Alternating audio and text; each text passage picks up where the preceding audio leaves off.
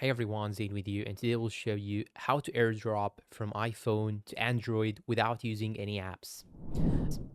Okay, now the first thing that you should do is to simply go and make sure that both of your phones, the iPhone and the Android, both are connected to the same Wi-Fi provider. So this is a very, very important and necessary step in order to do our method today. After that, you should go and open the browser on both the Safari on the iPhone and the Google on your Android. After that, you should search for airdrop.net. And after that, here you will see this interface.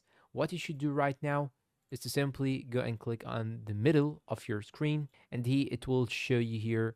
You can choose from your photo library, take a photo or a video, or choose files. Simply, I will go and click on choose files because my files are actually on my iPhone. Once you click on choose files, here you can see you can go and select any folder that you actually want. Just click on the top middle right here. Then you can choose your from Safari or iCloud Drive, whatever you want. I'm gonna go and click on Safari. Then I'm gonna go and click on iCloud Drive. Then I'm gonna select the application or the file that I want to transfer. And after that, after you choose it, you will have to click on open on the top right side. Once you click on open, here you can see this message on the other phone. You just have to hit the accept.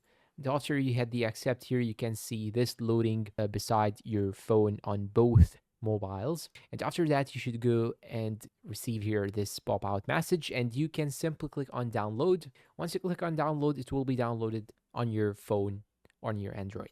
And that's all for today's video. I hope it was useful and clear. If you find it helpful and useful, please support us with like and subscribe, and see you in a new video.